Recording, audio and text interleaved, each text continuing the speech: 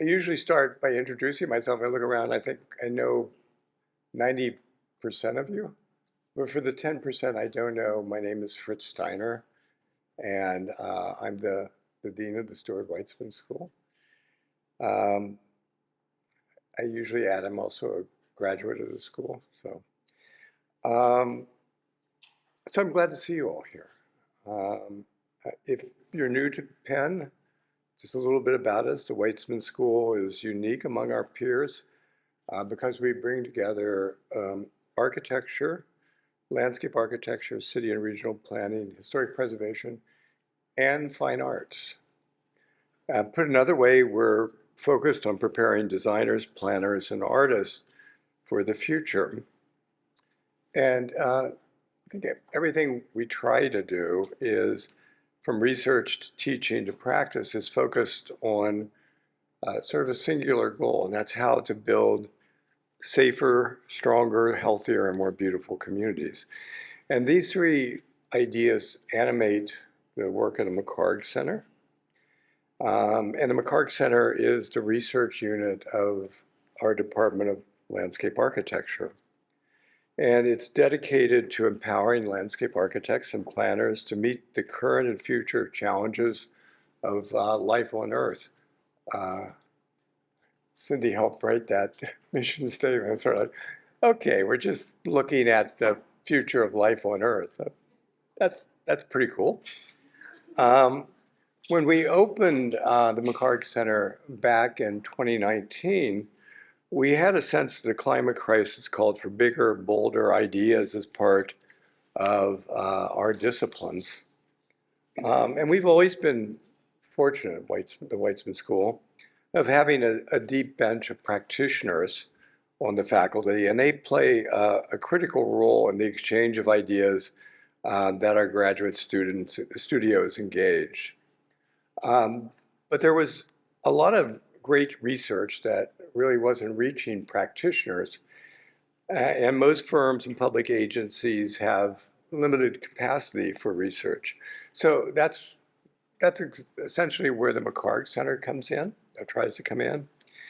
And every semester, the Weitzman School welcomes people from across campus and Philadelphia for dozens of timely talks and discussions. And that's thanks in large part to our alums and other supporters. The Ann Whiston Spirn Lecture is presented annually by the McHarg Center to showcase a practitioner or scholar in the field of landscape architecture whose work expands disciplinary boundaries and research and practice. I have some notes about who Ann Spirn is, and I'm not going to read them. She's sitting right here. And yeah, and she's a remarkable person. One of the wonky things that academics do on the weekend is we review papers for journal publications. So this past weekend, I got an article or potential article, and it's about how different professions view ecology and nature in their practice. And I can't figure out, and I'm not supposed to, if the author is British or French, but it's a basically French and UK based, and they're looking at 4 professions and how those professions integrate or don't integrate ecology in their work. And they look at architecture, architects, planners, landscape architects, and ecologists. And spoiler alert, who does the best? Well, sort of both landscape architects and ecologists, but then the landscape architects understand design better than the ecologist. So I'm reading. You go through the paper and you check. The first thing you check is, did they cite me? And they didn't. But fortunately, Steiner and Spirn are usually are fairly close. So of course they did cite Anne, and basically they in the literature review part of the paper, more or less, even though it had a very French and English bias and tilt, basically said it. This all began with Anne Spirn, thinking about nature and the city, and her book, The Granite Garden. It was and is really one of the most important books in our field. I love The Granite Garden. It's got the best subtitle of any book I've ever come across. The Language of Landscape is probably my favorite of Anne's books, and there are others. So welcome back, Anne. I know tonight's talk is going to be special. Um, so, and I hope you come to future, those of you who are visitors, that you come back to other talks that the McHarg Center promotes. And with that, it's a real pleasure to turn it over to Catherine Sievert, the Meyerson Professor and Chair of Landscape Architecture and Faculty Co-Director of the McHarg Center.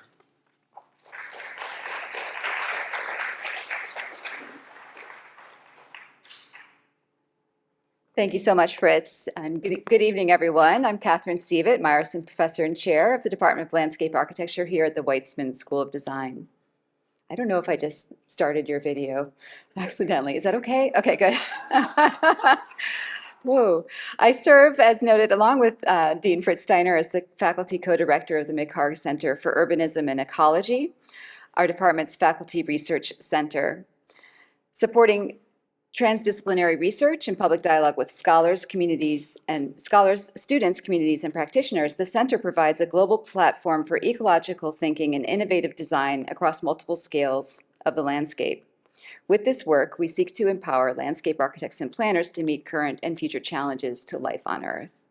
And we recognize and acknowledge we are doing that work globally and locally here in Lenape-Hoking, the ancestral homeland and waterways of the Lenape peoples. I'm delighted this evening to begin the McHarg Center's annual Anne Whiston Spirn lecture, which will be delivered this evening by the artist and sculptor Janet Echelman. The intent, as Fritz noted, of this annual lecture series is to showcase a practitioner, scholar, or artist engaging in the practice of landscape architecture writ large, whose work expands the disciplinary boundaries of research and practice. The lecture title, of course, honors Anne Whiston Spirn, our esteemed Penn alumna, MLA class of 1974, who led the Department of Landscape Architecture as chair from 1986 through 1994, and whose work inspires deeper engagements with both people and planet. Spirn is the Cecil and Ida Green Distinguished Professor of Landscape Architecture and Urbanism at MIT and Director of the West Philadelphia Landscape Project since 1987. As Fritz noted, she's the author of the infamous Granite Garden, Urban Nature and Human Design from 1984, The Language of Landscape, and many other critically acclaimed books, including one of my favorites, a very special translation of Carl Theodor Sorensen's Landscape Modernist from 2001. So we're so delighted, Anne, that you're here with us this evening, and I'm so happy that you have both lent your name to this series, but also your expansive aura. So welcome back again. Tonight, we're so happy to welcome Janet Echelman. Janet creates experiential sculpture at the scale of buildings that transform with wind and light, shifting from being an object that you look at to something you can get lost in. Her work is truly interdisciplinary and intersectional, transgressing boundaries between sculpture, architecture, and urban design, to material science, computer science, engineering, and performance. Using unlikely materials from knotted fiber and atomized water particles to choreograph dancers, Janet combines ancient craft with original computational design software, creating artworks that have become focal points for urban life on 5 continents. She's collaborative and creative in so many ways, and as part of the McHargian platform, we're also delighted that we will have 3 wonderful guests joining Janet in conversation about collaboration, research, and design, also put together by my colleague Rebecca Popowski, the Wilkes Family Director of the McHarg Center. Our 3 panelists will be Megan Singleton, MLA 2026. all goes well, and a fiber artist. Kelvin Vu, MLA MArch 2025, a modern dancer, and one of Janet's longtime collaborative landscape collaborators, Susan Weiler, MLA class of 1983, landscape architect and partner at Olin. Janet recently received the Smithsonian American Ingenuity Award in Visual Arts, honoring the greatest innovators in America today. She's a recipient of the Guggenheim Fellowship, the Aspen Institute Henry Crown Fellowship, the Harvard Loeb Fellowship, and a Fulbright Lectureship. We're delighted that this evening's lecture is well-timed with Janet's new beautiful book, Radical Softness, The Responsive Art of Janet Echelman, published by Chronicle Books, and on sale in the anteroom here. And if you find yourself in Cambridge over the upcoming Thanksgiving holiday, be sure to stop by the MIT Museum to see her work, which is currently on view, entitled Remembering the Future. I think it's worth stating that Janet's educational path, like many of our own, has been anything but linear, but listen to this. After graduating from Harvard College, she lived in a Balinese village for 5 years and then completed separate graduate programs in painting and then psychology. Tufts University recently awarded her an honorary doctorate of fine arts for her public artworks. It was the unexpected loss of her painting materials while on a Fulbright that began her journey from collaborating with fishermen on a beach in India to crafting her monumental, fluidly moving aerial sculptures today, gracing urban centers from London, Madrid, and Amsterdam to Shanghai, Singapore, Santiago, Sydney, and of course here in Philadelphia with the 2018 mist sculpture Pulse at Dilworth Park in front of City Hall. Her permanent commissions have transformed urban environments worldwide and include Butterfly Rest Stop in Frisco, Texas, Current in Columbus, Ohio, Bending Arc at the St. Pete Pier in Florida, Earthtime Korea in South Korea, Dreamcatcher on the Sunset Strip in West Hollywood, Impatient Optimist, my favorite title, at the Bill and Melinda Gates Foundation in Seattle, Every Beating Second at San Francisco International Airport, Her Secret is Patient in downtown Phoenix, and She Changes in Porto, Portugal, one of my personal favorites. Both aspirational and pragmatic, handcrafted and technologically futuristic, her work is simultaneously everyday and sublime. Janet, we're so delighted to welcome you here to Penn and honored to invite you this evening as our Ann Whiston Spirn lecturer. Welcome.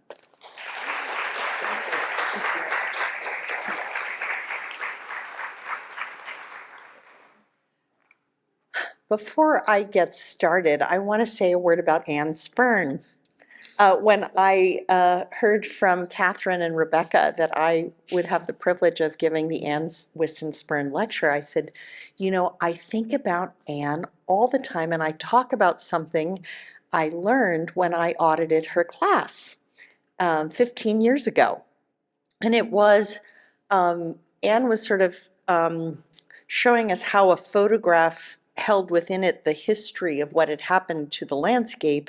And we were looking at images of the emerald necklace. And she said, do you know that when Olmsted first planted this, the first man-made wetlands, every single plant died. It was a complete failure. And somehow he managed to convince the mucky mucks of Boston to give him a second try at it, to fund that. And this is something I carry with me and tell people, like, imagine if when he encountered failure, he just said, wow, I should do something else, you know? So anyway, I share that with you. I talk about you all the time. You don't even know when you're teaching what it is that those kernels of wisdom that go out into the world keep spreading. Anyway, I am going to start my journey at the very beginning, which is that my original training was in classical music. And at age 14 and 15, I was invited to play Grieg's piano concerto with the orchestra and in my region, which was Florida.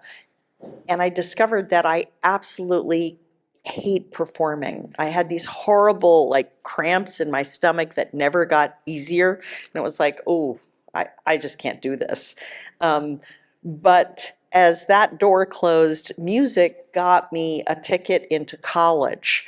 And I was a public school kid from Florida, and I had gotten into Harvard, and I was terrified. appropriately so, because I'm a slow reader. And I thought, well, I've got to find one class that doesn't have a big reading list and papers. And that's how I ended up in my first art class. Don't think I showed immediate talent because I got a B minus. And there was a big assignment at the end, was to pick one artist and follow their entire life's trajectory. And I hadn't really studied art history or art, but I liked the paintings of Matisse. And what I learned was that at the end of his life, he was confined to a wheelchair and bed. And even at that point, he invented a whole new way of image making, these immersive paper cutout series. And I thought, that's the way I want to live, where at any point in my life, I am being pushed to my creative edge, and I'm the one responsible for it. There's no one else to blame if I'm not. Also, no one can fire me. So at graduation, my father asked, what do you want to do?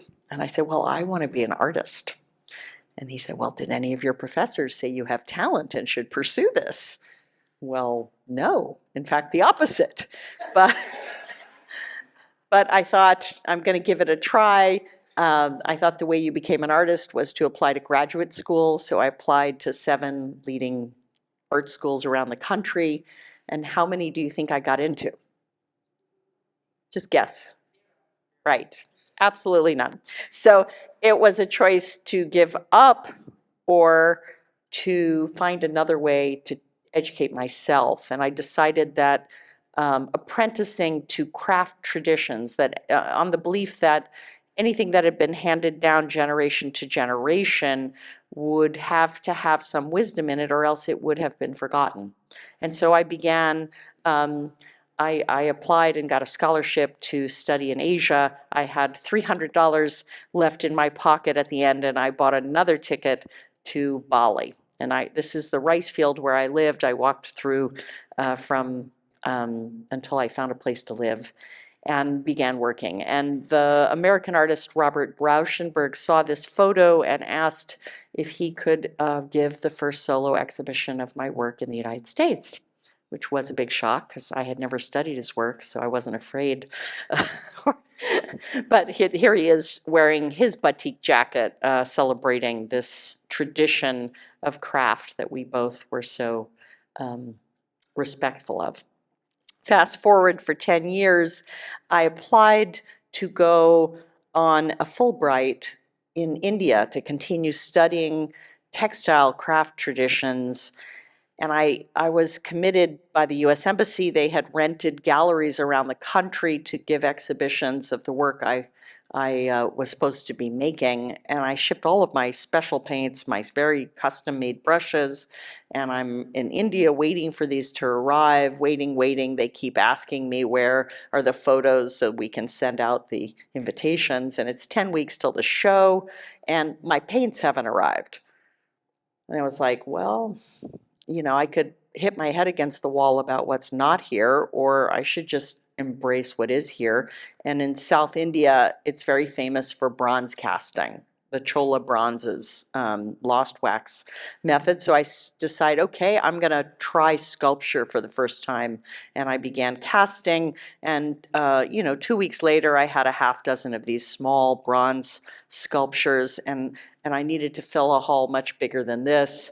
And I thought, whoa, how am I going to do this? I've got to scale these up. And every day at the end of my work in the bronze casting atelier, I'd walk the 1 block to the beach and get some exercise and take a swim. And at the end of the day, it was also the fisherman's end of work. So I'm thinking about my problems with how much bronze I'm going to need to buy to expand these forms.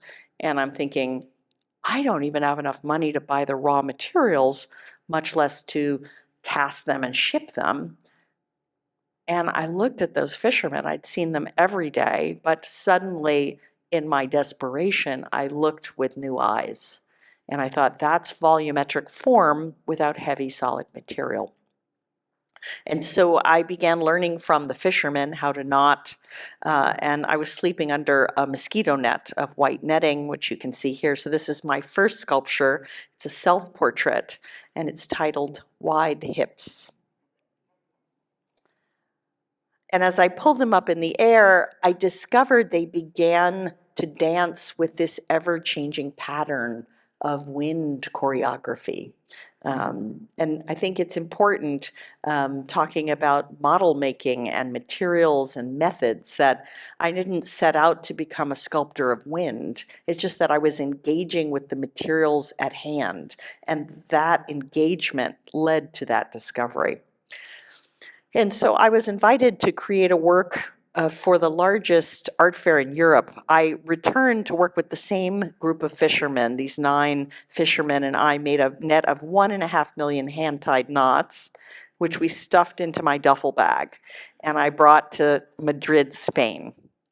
And in one weekend, they had more than 100,000 people come through the art fair, ARCO, and one of them was the urbanist, Manuel Sola Morales from Barcelona, who said, please visit and tell me, can you make this as a permanent work for the city?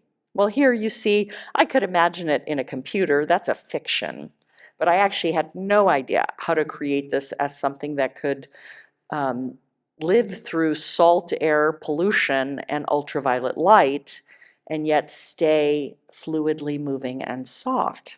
So I went searching for a fiber. I bought a ticket to Las Vegas to the industrial textile trade fair and just walked the aisles over and over until I found polytetrafluoroethylene, which is what they coat astronaut spacesuits in to protect it from sun.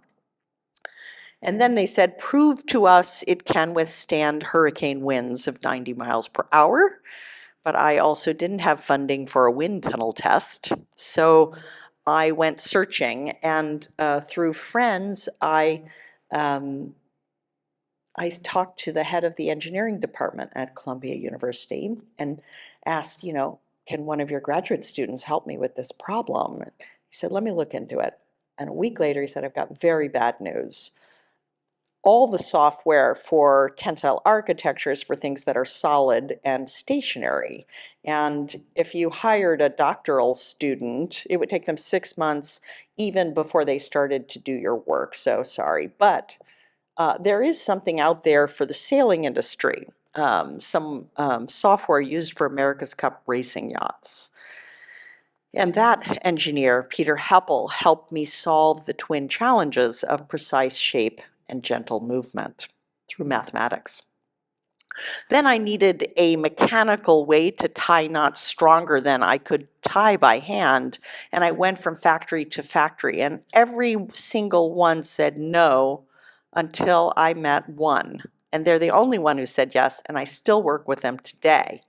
And they allowed me to sort of tinker with their machines to understand which parts of the variables could be adjusted and which things were fixed. And it turned out that I could adjust each manually. I could turn a crank and change the length of the side of each diamond to create a lace pattern using an industrial loom. And of course, we had to find a way to create construction documents so it could be repeated by industrial workers. And then how would we hold it up permanently over this intersection? That's a 40,000-pound steel ring. It took 3 years from start to finish. The birth of both of my children happened during that time. But here we were connecting what I was told is the largest piece of lace ever made by human hands.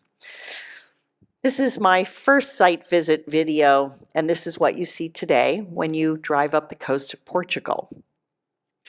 And I think what was exciting to me is that I felt my whole life I'd been searching for a feeling of being protected or sheltered, and at the same time free to the space of the sky, not claustrophobic, like that I could have both that sense of being sheltered and liberated at the same time.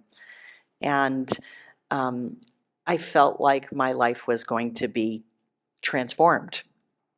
This is my favorite photo. No, I did not take it. It is off of Flickr, which is the way I kind of see the life of my work. This has been there for 21 years.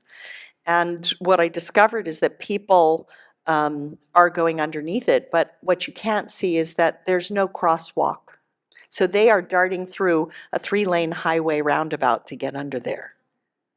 So it tells me something, like that there's an experience of being underneath and inside that's important. And a friend said, go to Google Earth, go to Europe at the level where there's only one image representing each country and see what represents the country of Portugal now. And I was like, whoa, I don't know who took that photo or what the algorithm is, but this is now part of culture. It's got a life of its own. So I'm going to sort of quickly go through a number of projects, a before and after. This is what was going to be built for the Vancouver Winter Olympics Legacy project, and this is what we convinced them to let us build instead. Stained wood in the path of the Dragon Dance. It's a predominantly Chinese community called Earth Sky Garden. This is San Francisco International Airport. They asked for a zone of recomposure after security. This is every beating second. I convinced them to let me cut holes in the roof to let natural light in and let the forms swoop down. This is downtown Phoenix, Arizona. On my site visit, I said, well, they wanted a signature artwork, and I said, well, what's here? Mostly parking lots and a notorious strip club. And today, this is the same place. Her Secret is Patience is the title, and it is really about lifting your eyes up to the sky and letting the sunlight, which casts these intensive cloud shadows, cast shadow drawings on the ground to change scale to, there you can see the shadow drawings. And at night, it transforms, and there you see the scale change in a city that's really flat to really bring your eyes up to the sky. And over the course of a year, the colors change very slowly each day. As it moves into winter, the temperature of the colors becomes warmer, and in the summer, cooler temperature colors. I'm trying to experiment with how to give visual form to different meaning. And this started with a call from the Biennial of the Americas, and they said, can you represent the interconnectedness of nations for the 35 countries of the Western Hemisphere coming and sending their prime ministers to this biennial? And I really didn't know what to do, but I said yes, and just trusted that research would take me there. And so I'm just like, spelunking on the internet, and I come across this video on NOAA's website. And there had just been a tragic earthquake in Chile. And this is the mapping of the surface of the ocean as it moves across. And I thought, well, that's a very concrete example of interconnectedness, where something happens someplace else in the world. And there are these ripple effects, some of which we know and see, and some of which we can't see or understand. And so I got the data set and converted it to this. Now, everything I've shown you up till now, I had these giant steel rings that were armatures that held it up. Really heavy, very energy intensive, costly, a lot of wind load. And to make a form this complex, now that I'm starting to use a data set, that's impossible to do with steel. It would become so giant and heavy. The wind load would be impossible. Plus, I just didn't have the money for it. And I thought, well, what if I could make just like an XY axis, like a grid, and couldn't I then just pick up any point I want and make infinite shape of any sort? And so very low tech. This is my studio, completely analog, talking about model making. This is just foam core with some wood reinforcement and push pins along the edge. My form finding method is to just adjust the net until I found the form. And I gridded up this form that we had derived from the data and took blue plastic tarps and duct tape. We went to the local hockey rink to make a full-scale template for this work. It was off-season, so I asked. That's a method they used in the Renaissance, right? But this enabled me to create my first completely soft sculpture, which made it so light it could literally lace into the fabric of the city. That's the Denver Art Museum, just going through its windows. So because it's light and now is fitting into a box maybe the size of this lectern, it is able to travel so easily. Here we are in Sydney, Australia, over the busiest intersection. This is Amsterdam, where we suddenly have to deal with boat traffic for the first time. Here we are in Singapore, Prague, Shanghai, China, Santiago, Chile, Montreal, you can see from day to night, Hong Kong, Munich, the Odeonsplatz, where my curators, it's a very heavy history where Adolf Hitler staged the beer push. And our curator said, we're making a new history now. South Korea, this is a permanent iteration of the series embedded into the architecture. This is very recent. This is in the Netherlands this summer.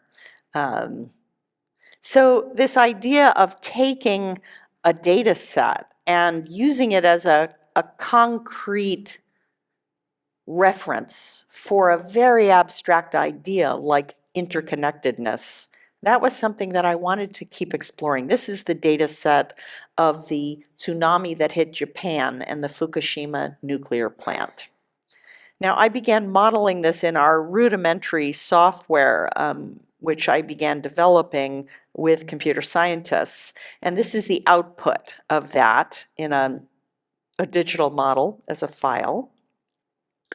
And this is the transformation with material. There's a detail. Each of these twines, I'm braiding together multiple colors of fiber. They are then knotted, cut, knotted by hand, and then joined to these rope structures. And they said I had to have a carpet, so I had to learn to make carpet because I was not gonna have an oriental carpet under. It was for acoustic reasons. They required a carpet. And this was really exciting because suddenly people started lying down on the floor, which had never happened at the American Art Museum, at the Smithsonian. And the other thing is they said you have to keep the room empty from 0 to 14 feet because this is the room where we earn our income by renting this out for parties at night. But it has to feel full and complete as an art installation every day of the year. And so I pulled the sculpture up into that vaulted ceiling and engaged not only the floor, but the walls through projecting these shadow drawings. And then here's the transformation that happens, at night, and then, back to an art gallery. All kinds of surprising things happened, a pop-up wedding, just crowds of people. They had people lining up 2 blocks up the street, which had never happened at the Renwick Gallery. And people were sharing these intimate moments, melting with art, she writes, as we become part of the exhibition.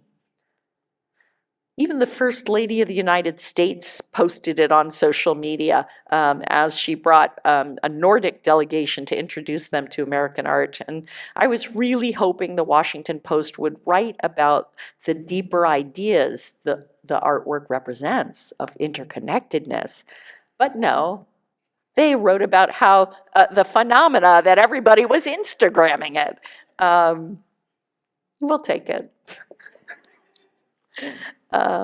Then I wanted to bring it outside. I wanted this series to travel, so I created an outdoor iteration. This is London, and we convinced the mayor of London to shut down Oxford Street and Regent Streets for 4 nights. Those are the busiest intersection all of London. And what happened? People were lying, it was January, it was freezing, you can see the coats, I was shivering, but people were lying down on the cold asphalt to watch. In fact, they had to make the tube exit only because there were so many people coming in, spending time watching the wind patterns. Here's my team up on the roof, doing the projection mapping, and each person out down below on their phone could select a color and make a thumbprint that would then be projected. In real time, we're calculating like, 40% are picking turquoise and then pink. And so it's really democracy made visible in real time. And the series continued to evolve. This is Spain in Madrid, the Plaza Mayor. This is Vienna, Austria, the museum quarter, where it's a historic preservation site, the Habsburg stables, and it took us 4 years to get permission, but the method was to delicately remove those terracotta tiles, let the cables flow through that hole, and just put ballast on the original floorboards, and then when the exhibit was over, we just put the terracotta tiles back. It traveled to Dubai, the world's tallest building. My lead engineer is the lead engineer of that building. I'm very lucky that collaboration makes these works possible. This is Helsinki, Senate Square, Sweden. And the work continued to evolve in other historic locations. This is Milan, Italy, the Piazza Senato, Plaza of the Senate, my first piece about love. I think it was the 20th anniversary of my marriage, and I wanted to sort of check in. And so this is a piece where there are 2 forms that only touch at a single point, lots of air between them. But it really, for me, was an exploration about mutually affecting one another, because the color is jumping across that void. You just don't know which color is affecting which form. And so from 2 forms in certain locations, it becomes visible only as a single form from other locations. Identity is something I'm exploring still.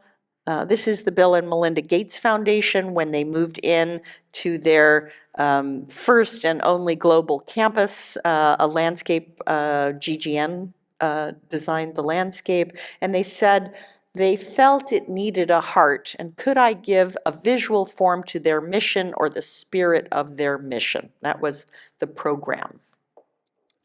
Well, gosh, I did not know how to represent giving every person on the planet a chance for a healthy, productive life. And I was about to, throw up my hands, and I was like, well, I can only deal with this in terms of a single day. Like, what does it mean to wake up and see a day in its full color? If I'm colorblind, I can see, but I'm not seeing the full color of a day. So I put a camera on their roof that took a photo every 5 minutes, and I took the numerical calculation of that color and graphed it radially. So that's the shape of a day in its full color. And then back in the studio, returning to analog physical model making and then digital model making, working with our engineers at Arup to analyze the forces on each rope so that each color means a different force, and I don't have anything extra. So the diameter of each rope I make custom to that size and strength. So the form is really expressed. And then in our now growing software, we drape that form with gravity. And then, let's see it. Oops, wait, give it one try. Nope. There we go. The color was about their philosophy to support others to do the work in the world, to be transparent. So it's blending with the sky and the changing clouds during the day. There you see the lace patterning in the net. But at night, I wanted it to be bold and to reflect the colors of sunrise, because I was thinking, you know, they used to say the British Empire, the sun never set, and I wanted to turn that on its head. Like, this was about waking up every morning to do the work needed to try and give every person on the planet a chance for a healthy, productive life. And so I began taking in live time, converting the color of sunrise, it changes every day, onto the sculpture as it's projected.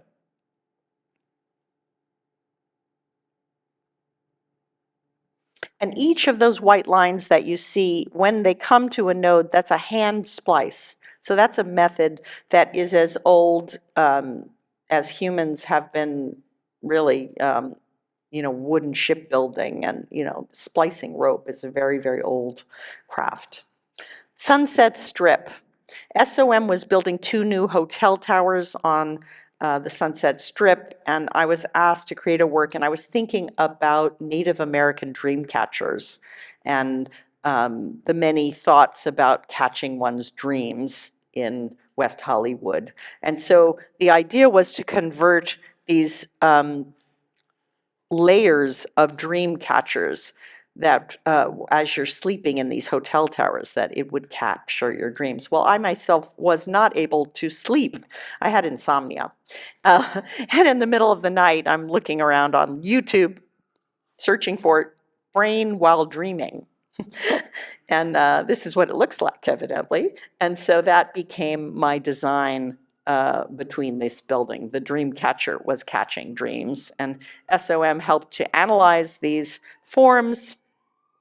But I couldn't trust that it would be accurate at this scale, so we made scale models of each form in my studio, and it turns out we had to correct the software. So it's an ongoing iteration of improving the software. So as they poured the concrete slabs of each floor of the hotel, we embedded the architectural hardware so that it would seamlessly float between the 2 buildings. And at the end, we did a LiDAR scan to check our work and continue to improve the software. As you walk under it, I wanted it to line up so you'd have an oculus to the sky. And here it is in person. Dreamcatcher. This is the view out of the hotel window where I was sleeping. And we have just a moment of drone video.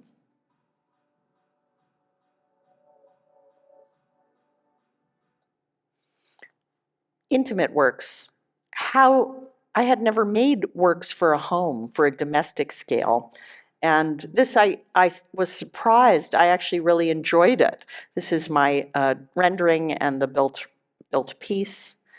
And you could get up close. This is another, that was Montecito, California. This is Mumbai, India. This is a piece about the rivers of the world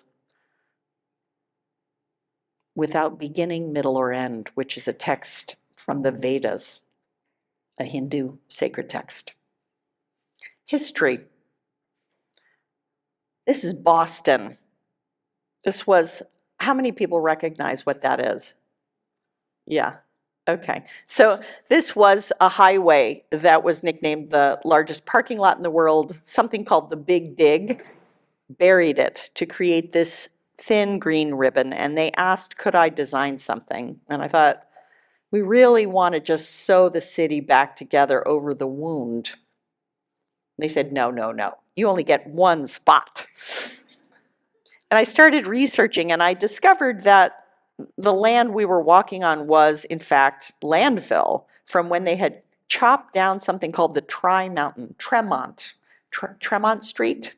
And so I created 3 voids in the piece, and we began to pattern it. This shows you how we create panels in a loom, and each color changes me changing a bobbin.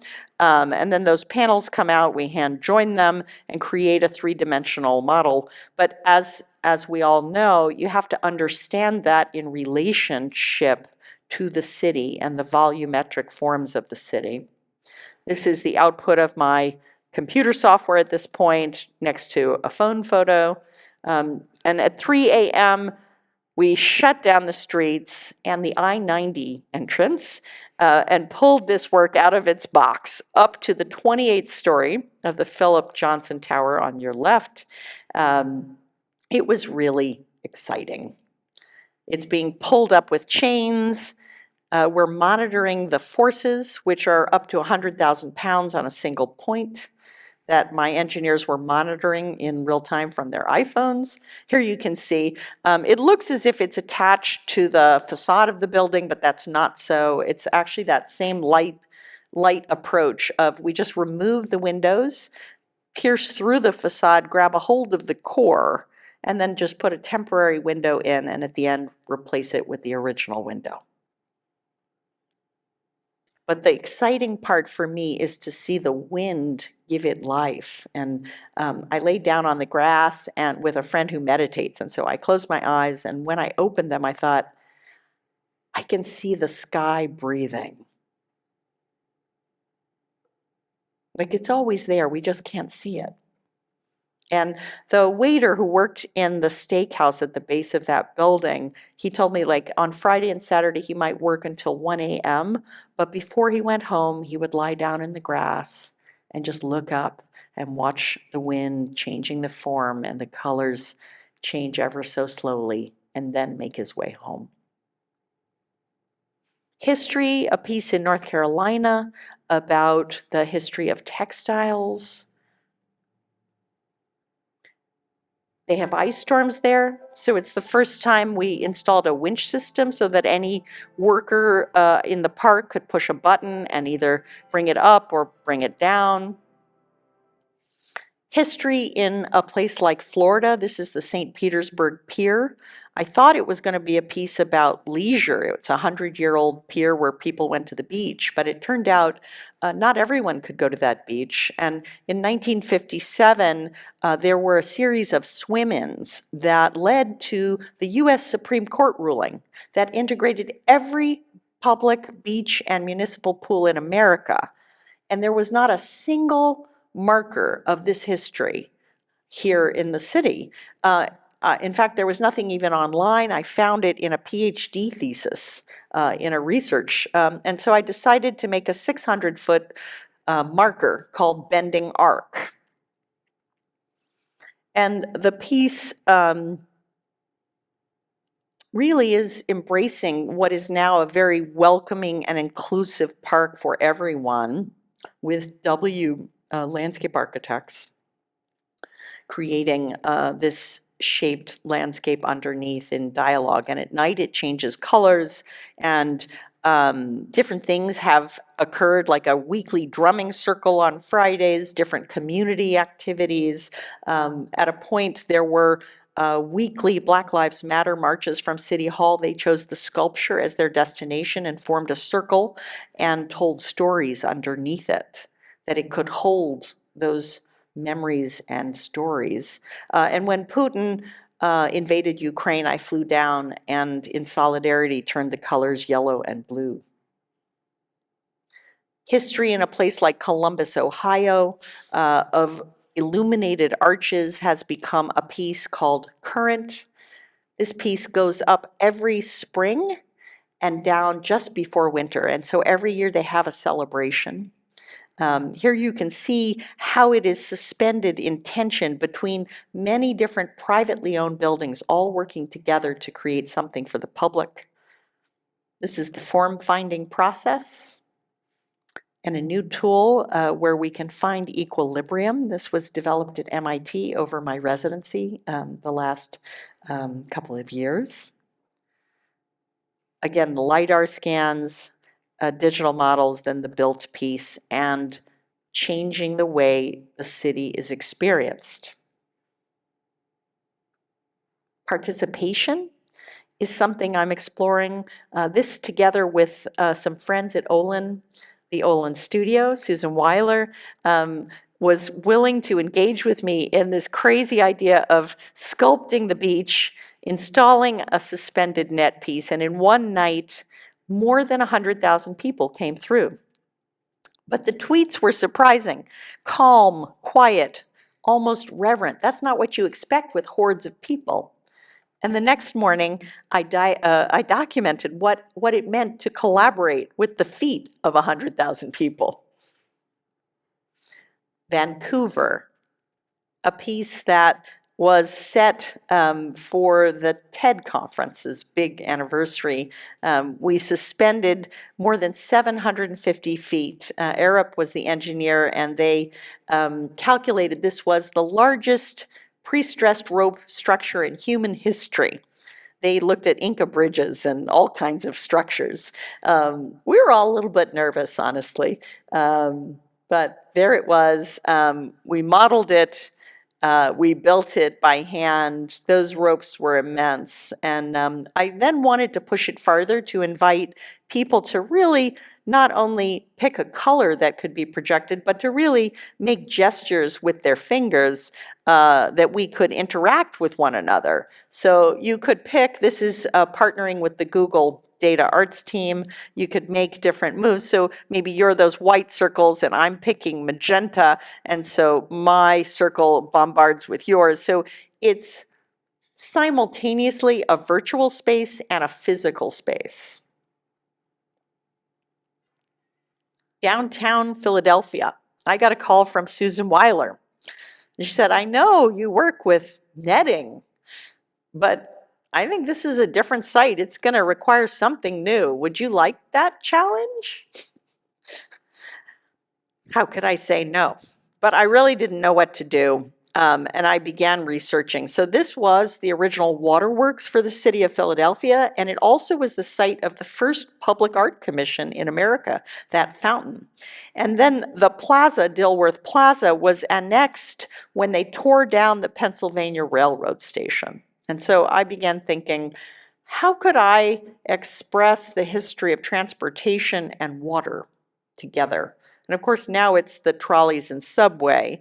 And I thought, a very simple idea, could I just represent the movement of the trains that are underground, above ground using water particles? But I didn't really know how to do that. We went out and discovered in California this failed commercial product. It was a video screen. Originally, it was too blurry. They had sold 4. The 5th one was in the back room. We dragged it out.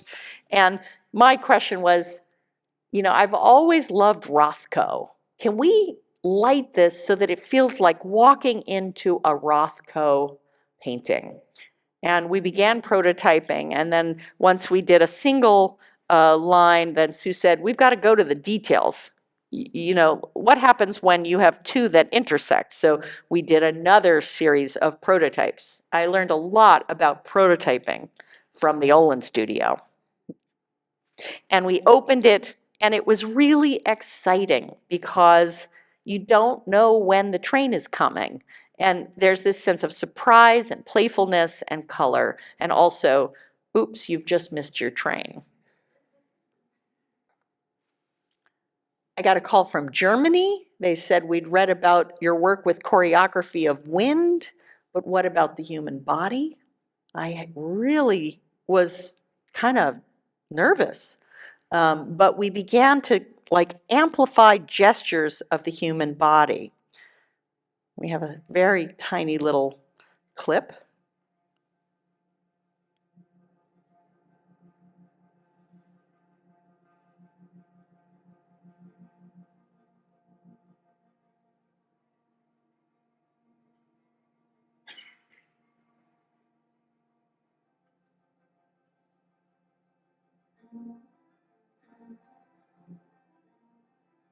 And then working with Sigrid Adriansen at Princeton and choreographer Rebecca Legier, I wanted to create sculpture that was a world for dancers to inhabit, and then for the sculpture to become a dancer itself.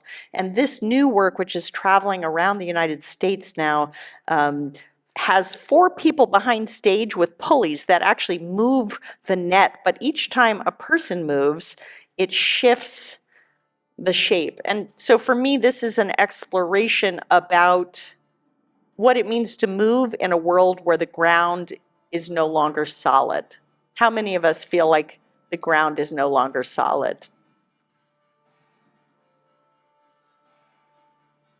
So it really is about the goals of the McHarg Center, about humans in relationship to the earth. What does it mean when humans move and change the conditions that affect everyone else?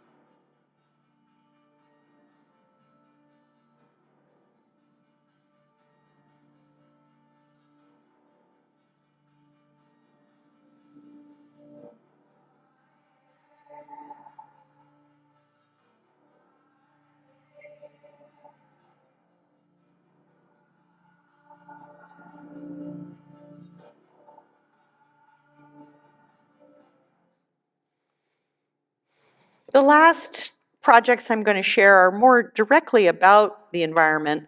Having been the last 3 years at MIT, I wanted to create a work about the past and future of the Earth.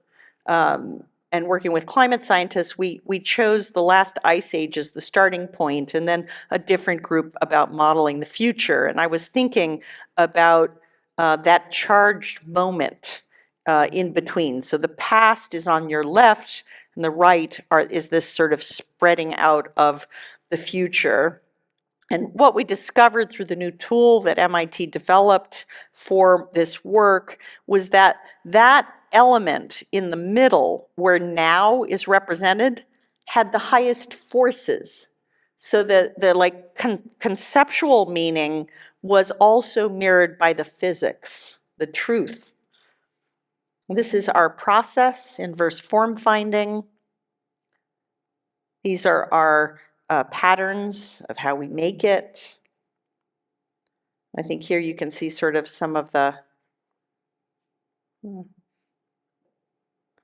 the last piece is a new site that just opened. I discovered it was on the migration path of the monarch butterfly. And so this is inspired by flowers, milkweed flowers, talking about our interconnectedness with pollinators. It's my very first artwork where plant material is one of the art materials. There are 3,384 pollinator supporting plants made together with OJB.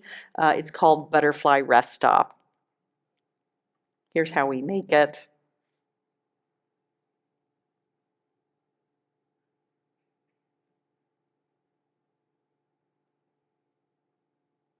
And then it transforms. And it's a team sport. Thank you.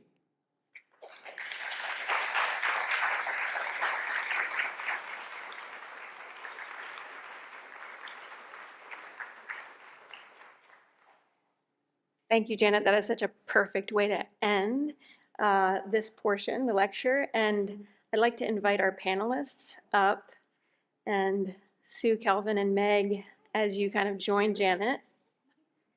I just wanted to say a couple words about our panel this evening. So as kind of Catherine and Fritz shared, the McHarg Center through the Whiston Spirn lecture kind of has one event per year that allows us to bring in a practitioner, a creative practitioner that really embodies the kinds of transdisciplinary and research-oriented practices that we hope to cultivate through the center. And so we want to make the most out of this visit. And so, you know, the way that we think of kind of doing that is that, you know, why do we bring speakers like Janet into conversations like this evening? Well, one is that we hope to learn something. We hope to be inspired by the work. We hope that also this evening can contribute in some way to Janet's experience and to Janet's practice. And so I would say that, you know, those of us that sort of think about learning and think about, you know, how kind of spaces like this create learning environments, think that learning is a social practice, and that, you know, the way that we truly learn is in conversation, is by formulating questions and having, you know, dialogue. I also know from my experience in, you know, talking about the work that I do, what I really enjoy getting out of events like this is kind of what comes after the talk. So the chance to hear reflection kind of and questions from the perspective of those that are interested and that kind of are hearing. So with that, I would just want to introduce the panel this evening. We have Susan Weiler, a partner at Olin, who, as Janet mentioned, has been a deep collaborator over the years in Janet's work. We have Kelvin Vu, who graduated last year, and I will admit that probably 30% of the students in the audience are here because Kelvin's here. We miss you, Kelvin, but we're glad to have you back. And then Meg Singleton, who is a current student, MLA 26 in the landscape department, and a great a contributor to the McHarg Center over the past year. So with that, I will hand it over to Kelvin. Great. First off, thank you so much for having me. It's so lovely to be back. And thank you so much for the talk. Congratulations on the book as well. And it's so fun to be up here. I think just being back here, I kind of want to touch on or continue where you left off, this idea of a team sport. I think being back here kind of brings that home to me. You know, the idea that we're in this as a group. We're very much in collaboration and community. So for Janet and for Susan also, I would love to hear about who's currently on your team in your studio and your larger team of collaborators, and then what it was like to be on the same team collaborating on, I guess specifically the project in Santa Monica, the one-day kind of installation of carving out the dunes as well as having an installation and then bring it down in one day. Well, the team obviously, like experts with experience, right? Sue's experience in landscape, you brought in, well, for the, not you, you can start on that one. Well, and I was going to tell you a new project I floated with them today. So you start on that. Yeah. You didn't even tell me about that one yet. Well, from our team in Olin and specifically was Richard Rourke, Ben Manette, and a bunch of other people who were helping us build models back in the studio. I think Mark Paley, who was the curator of the entire event, which was along the beach in Santa Monica, a one-night event with this piece being the star piece. That was our team, and I would say for me, the experience of working with Janet, I think paybacks are hell.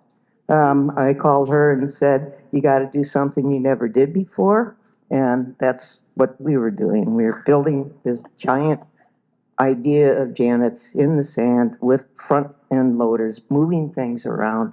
And it was just the evening for the people who visited it, but for us it was like about a 30-hour day of building it and watching it disintegrate and go back to it.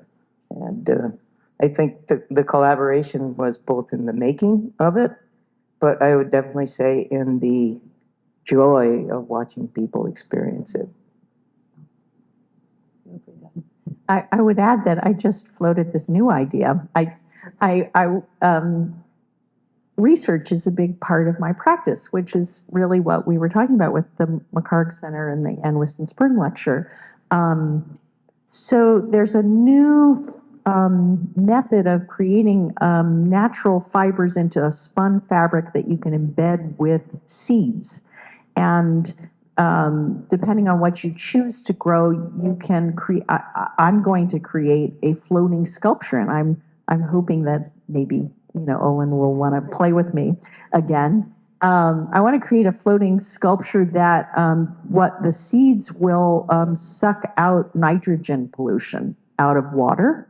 And then at the end, this fabric and the seeds can, as it grows, then it can be turned into biochar.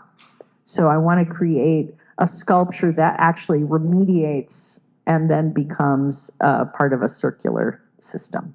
So research is a big part of the team, especially engineers, experts like the Olin Lab and all the knowledge about biochar and all of the research collaborators.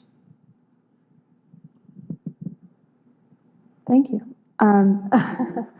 That really brought up a question that I was formulating as you spoke. You said art is a catalyst. And it seems like your work is heading in a direction of like, it's more than just a piece that occupies a space. It serves a larger purpose beyond this. And I'm wondering, what does that look like practically to, make art that is a catalyst? And what does that look like in relation to the people you work with, the innovations in form that have led to like this new software? Like, I think us as students talk a lot about like working with other people and innovating in form and ideas, and we don't know. Like, we're students, we're learning it, and I'm wondering if you can offer some insight to us. Sue? I thought she was asking you. Both of you. She was asking you. You can start. You can start. Yeah, talk about our collaboration. Yeah. I think what's really special about this kind of collaboration is that we both, like say the Dilworth Park project, we entered that with openness. And we ended up doing something that neither of us had ever done before, which is basically terrifying. Let's just say that right out there. You always want to do things you know how to do. And of course, Sue knew who to bring in, the water experts to, and how to do prototyping. Like I was learning, every minute, but also there was this trust that gave us a period of time to experiment. There were a lot of different options that were left on the floor. I didn't know that I would use water or how to use water at the beginning. And so I think what makes a noteworthy collaboration is when there's enough trust to actually be vulnerable, to try things, and Sue picked up the pencil and started saying, well, here's how you can, I had this idea, okay, let's trace the path of the subway trains with water. But, you helped to lead how to actually build that and do it so that ambulances and fire trucks can drive on top of the grading and, And to give it form, to give this idea real form.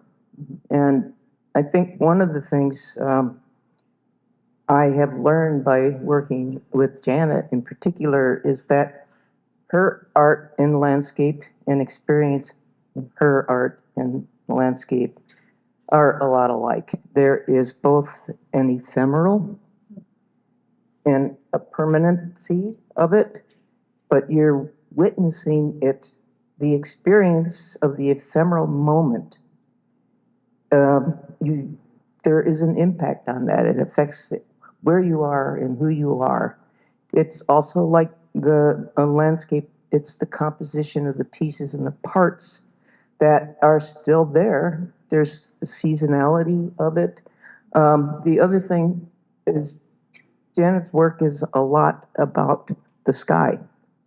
And I think a lot of landscape architects are so focused on the ground plane, they forget that there is a sky that is a big column of space that is part of our world as well. And how you see the sky through whatever you're putting there with these things that are alive is really, I think, very impactful. I have one thing to add, which is not obvious, and it's friendship. Yeah, I think What leads to collaborations that evolve and surprise us? It's about friendship, and I still work with the same group of people in making my work more than 20 years. I come back time and time again to work with Sue and her colleagues. My engineers were doing 10 different projects. It's the people with whom you forge a friendship, you want to work with them over and over again. And I learned that Steven Spielberg those people don't work for him. He has this group of really outstanding people that he goes back to time and time again. And that has become my model. So the same aeronautical engineer, the same brilliant landscape architect, like I think now that, I think friendship is what guides it. Like, why did I make dance? Well, it's because I really liked the people. We taught a course for one semester. That could have ended. But, we've been working 6 years on it. It keeps getting more interesting. So that's the thing I would mention. And so as you're young and just starting out, really value your colleagues. The ones where you have that energy, that's something. Yeah. Or you're stuck with me. Friends or else. Friends or else. I'd love to pick up on some things you talked about about research. And there's a couple different kinds of research that you're talking about or that you mentioned. There's a kind where you're scrolling on the internet in the middle of the night because you can't sleep, and that's its own form of research. And then there's the research where you say, I don't know something, I need to ask a friend. Or there's a kind of research where there's a problem and you have a vision, but you don't know how to make it happen. So I'm wondering if you can kind of walk through some of these different kinds of research that you do. And then also in your collaborations, how that notion of research maybe has changed, whether it's working with landscape architects or engineers, and how that's fed your own research practice. That's such a big question. I might just approach the one little bit, which is right now, I think I don't want to repeat anything. And I want to go where I'm drawn. So like this work where suddenly plants that support pollinators becomes an art material, and I got to learn. And now like to create I don't know how to do any of this, right? So that's where the research learning edge is for me. If I want the work to do something and I don't know how to do it, then collaboration is the only way to go. So research can be like direct from primary sources, but it also is calling up Sue and discovering that Pia knows about biochar, or that's research for me, I think. Yeah, I fully agree. I think I once said in our studio, just once I would like to do something twice. And I think I took it back immediately because I don't want to do anything twice. And I think there are so many things. Cindy and I were just talking about this earlier, and it's like, how did we do that? And it was when you start new projects, and we work on a lot of complicated, messy projects. You don't know. There's just a lot of things you don't know.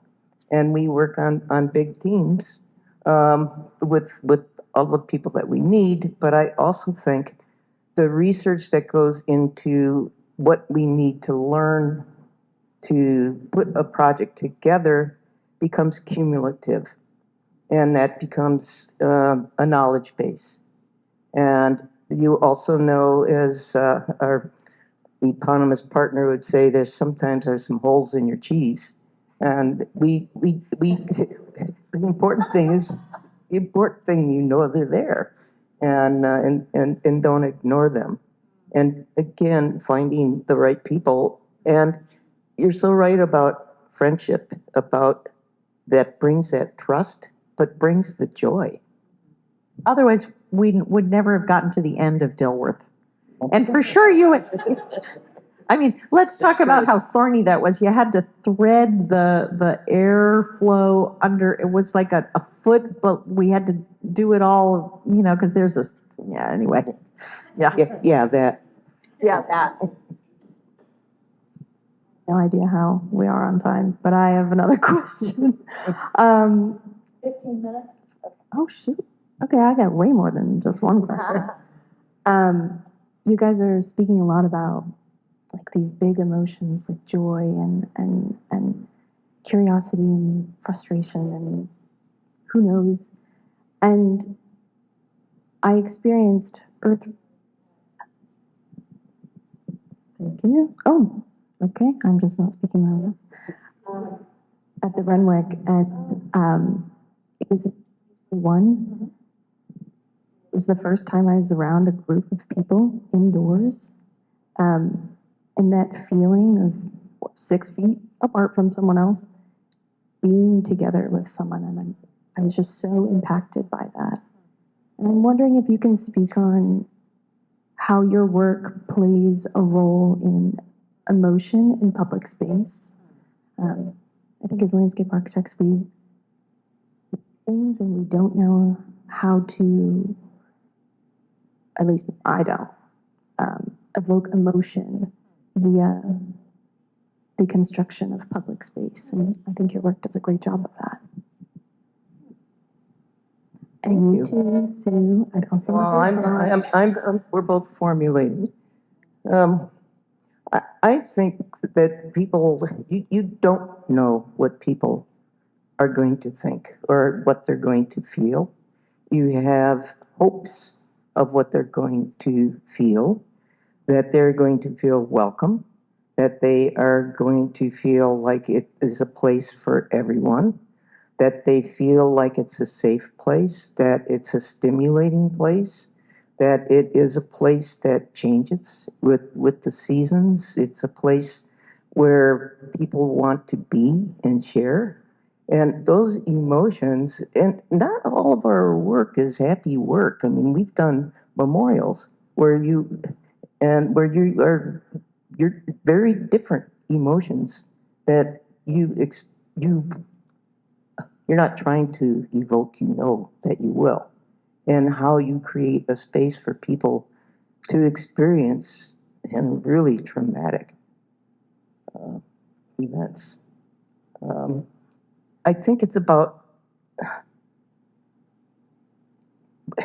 materiality, it's about form, it's about smell, it's about taste, it's about light, but I do think it's about how do you want someone to feel in that space, and how can I help make that happen? The only thought I have to share on that is before I was able to earn my livelihood from art, I trained as a psychotherapist. And in that training, they say something, yourself is instrument, that you're supposed to, use yourself. If you're with someone and you're feeling anxious around them, it's that they're feeling anxiety.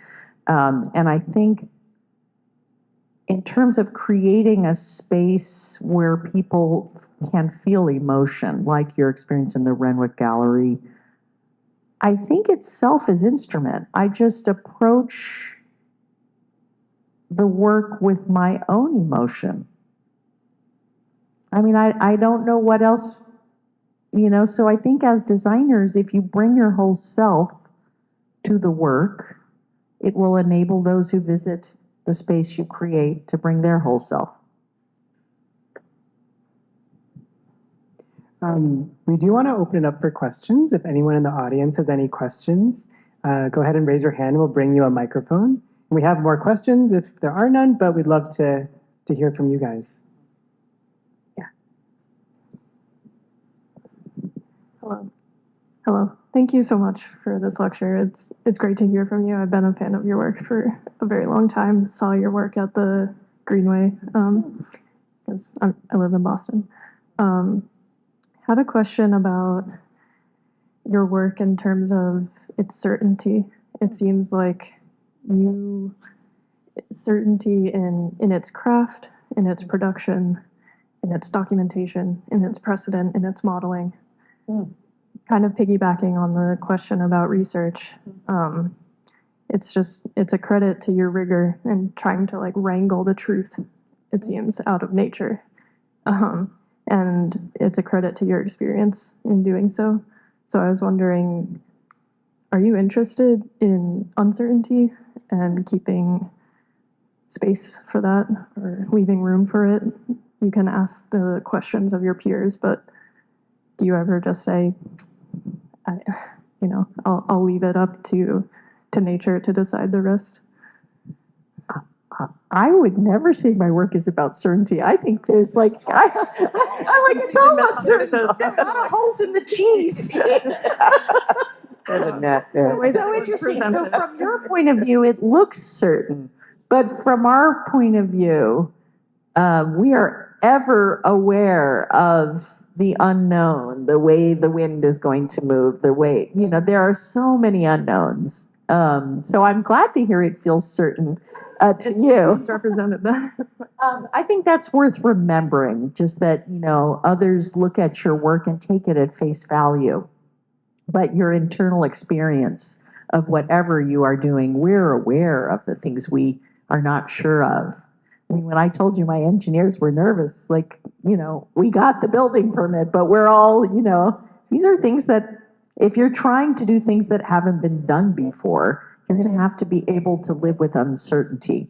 And I think actually one of the things I need to be able to do this job is to be able to withstand the anxiety of not knowing. And if you can't deal with it, you can't do this work, right? Like, I'll go into accounting or, this is just not for the faint of heart. There's a lot of uncertainty on everything, right? Yeah, and and you don't know how people are going to use a space 20 years from now, or even like the pop-up wedding, or any of those things, or how kids are going to act in it, and so that is part of it, but it is full of uncertainty. And if there's anybody in this room who has none, let me know, and come work with us, and keep your liability insurance up to date. Other questions? Okay.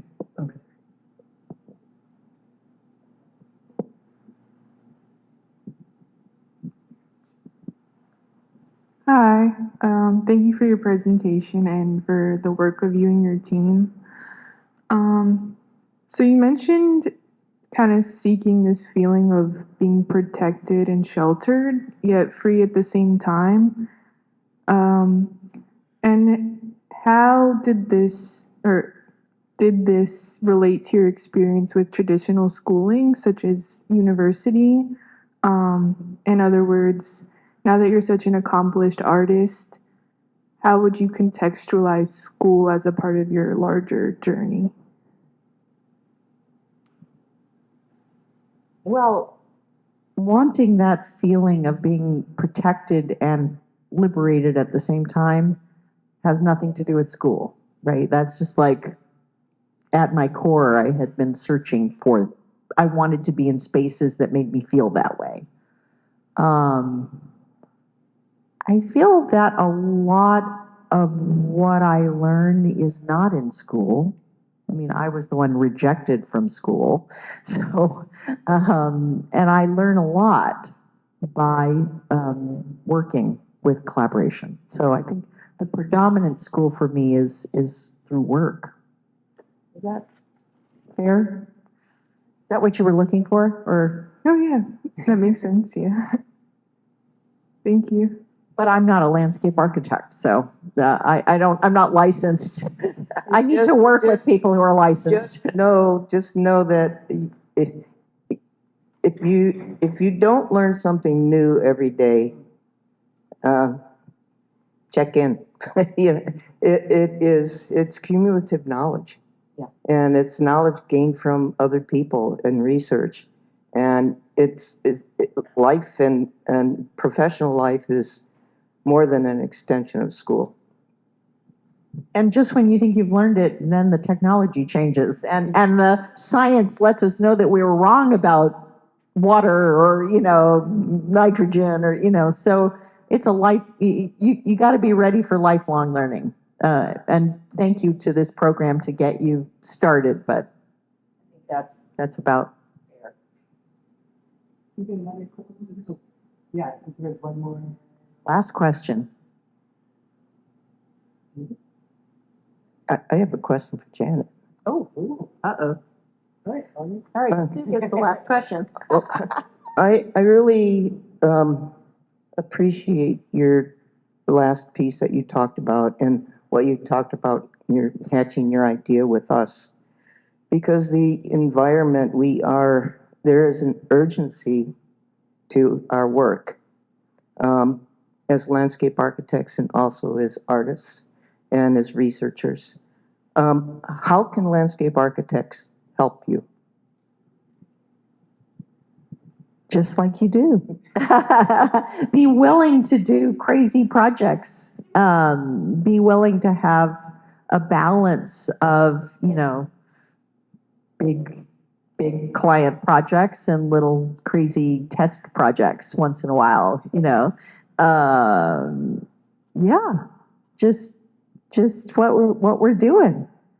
There is a sense of urgency, and as an artist, I feel that I cannot not listen. How can you make a piece about butterflies and not actually feed them? You all are engaged in the practice of creating landscapes for all organisms. What a beautiful profession to be engaging in. So I think we artists really need to learn more from you. So that's what I'm working on. Thank you.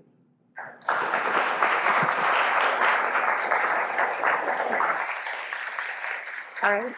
Thank you so much, everybody. Really appreciate your time and your thoughtful questions, your thoughtful answers, and thanks, everybody.